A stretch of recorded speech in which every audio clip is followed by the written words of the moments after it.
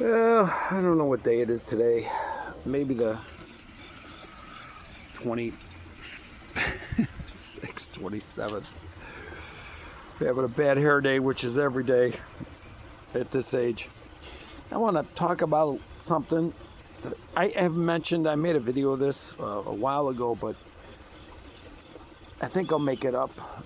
It'll kind of be a little update.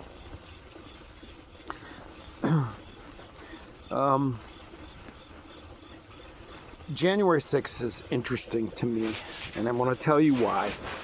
I've kept this kind of quiet for a long time, but my closest friends know. My closest friends also know the individual I'm talking about. I have a dear friend, longtime friend, who is I've known him since he was about maybe 14 years old, but he's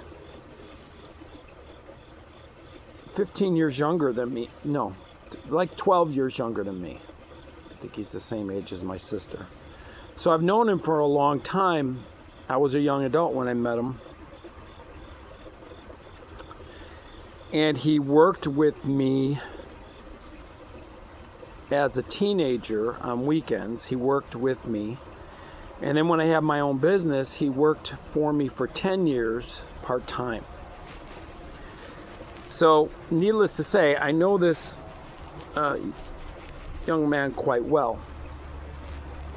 And just to give you a little background on him, and I'm not going to say who he is. There are some people who watching that know me well know who he is. If you know me personally, you know who he is. I can honestly say, of all the people I have known in my life, he is probably the number one person I would trust with anything. He was always there when I needed him for help for something. I mean, he would be self-sacrificial. What a stand-up man that he is. I mean, I can't say more good things about this young man. When he left high school, he enlisted in the Marines. He got accepted to the Marines. And when he got out, he started to go to college. So as he's going to college as a younger adult, an older young adult, right?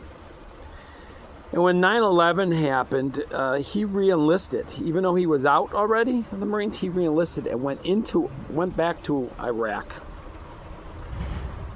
And he came back a different person, not in a negative way, but with his eyes kind of opened about U.S. involvement in foreign policies, so to speak. They wanted him to stay there and train police officers. He refused to do it because he recognized that if he trained them in the tactics they used, they would use it against their own people, and he didn't want to be responsible for that. That's the kind of guy he is, right? So, anyway, what I wanted to say was this. He got caught up in the January 6th thing. He was there. He went in the building. He actually went through a broken window that he didn't break. And my connection was that when he was doing this, he was text messaging me what was going on. He was text messaging me what was going on while he was there in real time. So what does that mean? Well, it means that eventually the feds were checking out my phone. That's how I got connected to it. Not that I knew that they were doing that, but when they caught him, and they didn't catch him right away. They caught him like a couple years later. You think I was gonna turn him in, but what I wanted to say was this: how did they catch him? Well, what they did is they subpoenaed all the phone records from everybody that was in the Capitol on that day, and they found him via phone records. That's how they found him. When they came to arrest him, They came with, I think it was 14 FBI agents. 14. When other people just had one or two. When they came for him, they came for him like he was a huge threat. Why? Because he was ex-military, and he owned firearms. And to make a long story short, he couldn't find an attorney to take the case because the attorney didn't even know what to make of the charges. He says he couldn't get an attorney to represent him because they figured they couldn't even present a good defense of represent him properly because the charges didn't even make sense. Because, truth be told, it was just a simple trespassing, but what they wanted to do was just kind of horrific. So, what he did was, he got a public defender out of D.C. They appeared in court via video, so he didn't have to go. And what they did to him was, this is what's funny, they convicted him. And they gave him, I think, a year probation and a month in jail. But the funny thing is after they convicted him, they couldn't find a jail to put him in. I want you to think about this. They couldn't find a jail to put him in for a month. And they didn't want to put him in federal prison because you'd have to get a 6-month sentence just to go to federal prison. So they're going to put him in real prison for a month. And, you know, he was flipping out about this. I remember this when this happened. And I told him, dude, don't worry about this. It's the number one, God's going to protect you. And the people in there in the jail are going to be actually very respectful of you. And it was kind of prophetic of me to speak that because that's exactly what happened. They eventually found a jail. It was like 3 months later. I could be wrong on the numbers. It was like 3 months later. They found a jail, a state jail, or not a jail, but a prison. They found a state prison to put him in. He came out a different person, and he said I was absolutely right. He said he did a lot of reading when he was in there. He said it was the boredom that really drove him crazy. And then he realized that he had a lot of sympathy for the people that were incarcerated because he realized why they're incarcerated, they're actually at their best. It's when they get back into the street and they return to the streets. They go back to their old ways. He says it's kind of a tragedy in a way. And so here's the follow-up on this. He lost his job. He had a really good job for many, many years. He lost his job because of this. They fired him because he had security clearance at where he worked. So they fired him. Once it was discovered, that he was there, they fired him. And he had a hell of a time getting a job because he was blacklisted. Not only was he blacklisted, he realized every time he went and applied for someplace, they would Google his name and they would find him. That he was a January 6ther, and no company wanted to deal with him. So it forced him to go back to school. He went to a trade school, started learning a trade. And once he got out of that, he still couldn't find a job, even though these places were hiring. He knew that they would look and they didn't want anything to do with him. And I told him, keep trying. I said, your best luck is I said, stay away from any kind of corporation. Find a small business in this trade. Find a family-owned that's looking for help. They will hire you in a heartbeat. They will see you as a hero. And that's exactly what happened. That's exactly what happened. It took some time. It exhausted his finances, exhausted his wife's finances. Took some time, but he's back on his feet. He's doing well, and I'm so proud of him, and everything has worked out. And I did tell him this, that there will be a movement. There's going to come a time where they're going to discover the truth, and there's going to be a restitution that will probably be coming your way because the government played games. So this is what I want to tell people. On January 6th, you were being lied to. Was there some vandalism? Yes. Was there some violence? Yes, some. But not to the extent that you have been led to believe. Now, so what happened is everything is on video footage, even of my friend. Everything he did is on video footage. And the biggest mistake is he went into a broken window that he didn't break, but he went into that window. He should have went into the front door. But he didn't ransack the place. He stopped.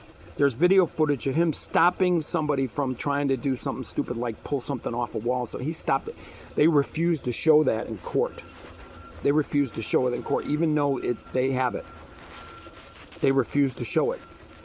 And what they did is in a D.C. court of law, D.C., he's being convicted in a D.C. court with a bunch of people who are already biased against you. So a lot of these people were railroaded into false confessions and plea deals to make them look like they were guilty of trying to overthrow the government. Ridiculousness.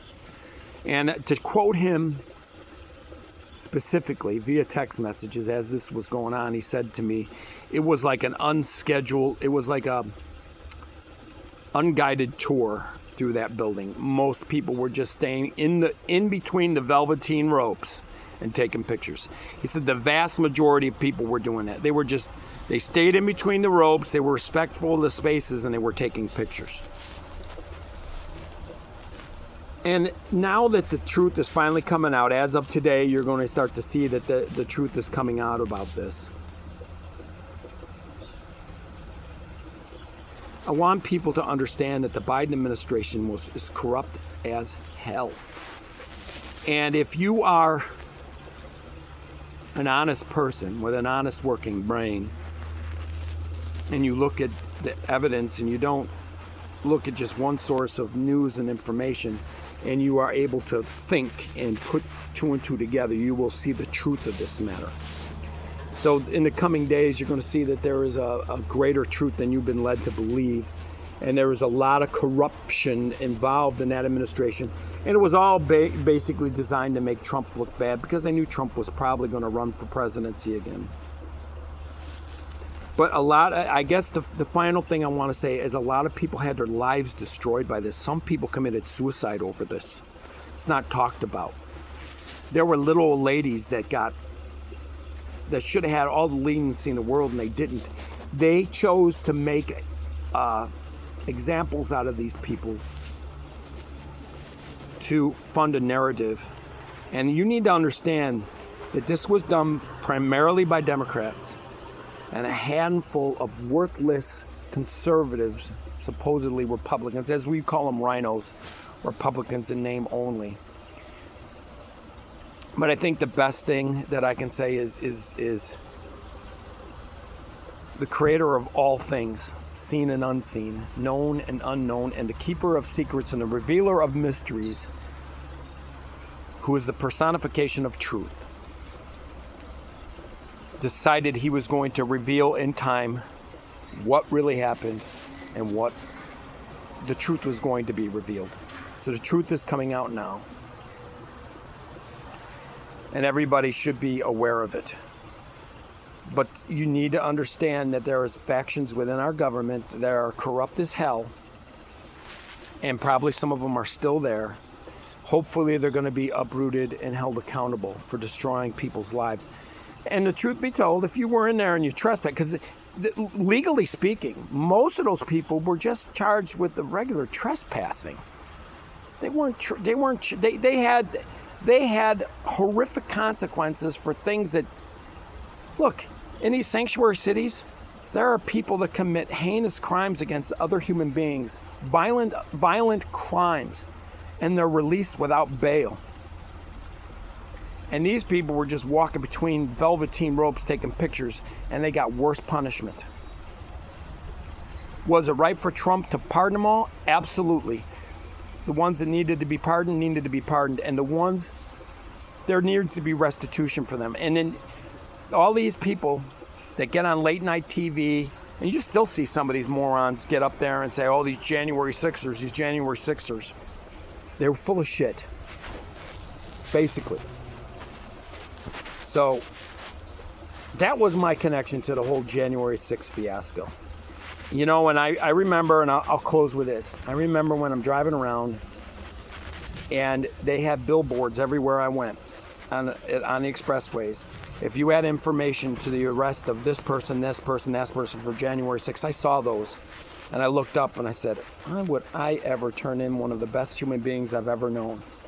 Why would I do that to him? Why would I do that to him? So if I have a claim to fame on anything, my 15 minutes of fame, and truth be told, I've had more than 15 minutes of fame. I've had a handful of things in my life, newspaper articles, TV show,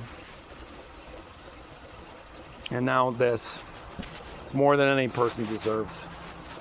So that's my take on and my connection that was to January 6th. Till next time.